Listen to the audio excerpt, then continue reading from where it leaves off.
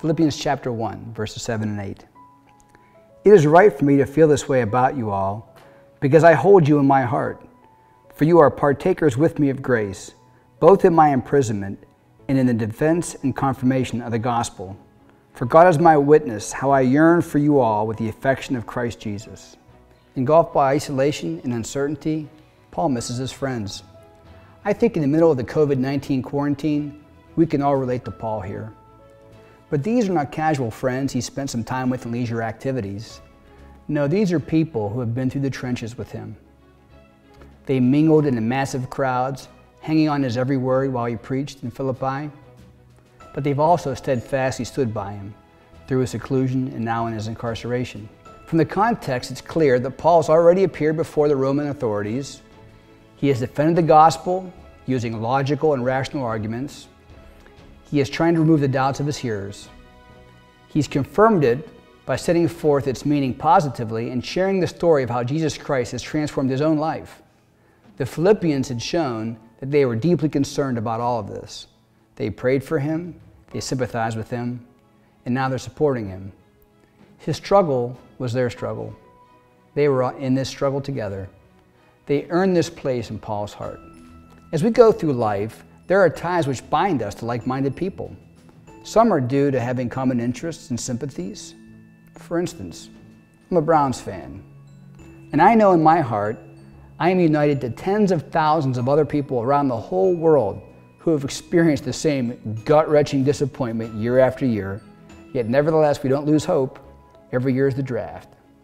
However, the greatest bond people can share with common is a relationship with Jesus Christ.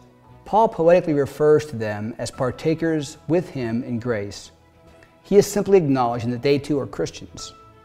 They are spiritual brothers and sisters. They share the same grace. They share the same faith. Because of this, his love for them is far deeper than is humanly possible. In fact, Paul's love for them is so profound that he expresses it in the form of an oath. For God is my witness.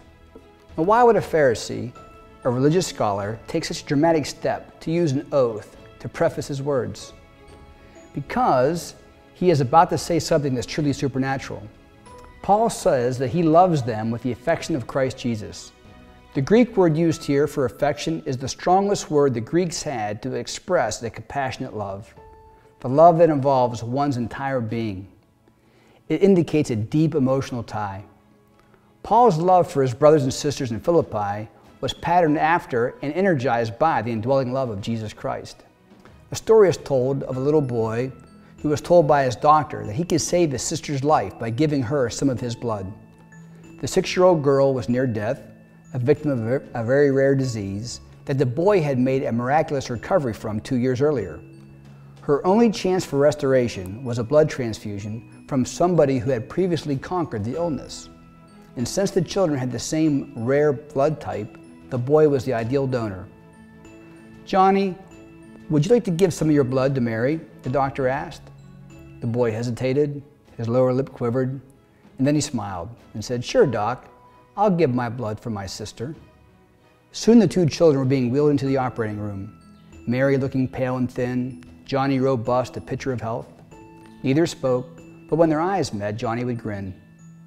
As his blood was siphoned into Mary's veins, the doctor could see life returning to the little girl. When the ordeal was almost over, Johnny's brave little voice broke the silence. "Say, Doc, when do I die?" It was only then the doctor realized the moment of hesitation, what the trembling of the little lip meant. Little Johnny thought that in giving his blood to his sister, he was giving up his life.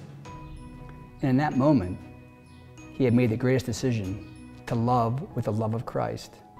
Today's verse reminds us that all of our relationships need to be purified and can be glorified by the power of Jesus Christ.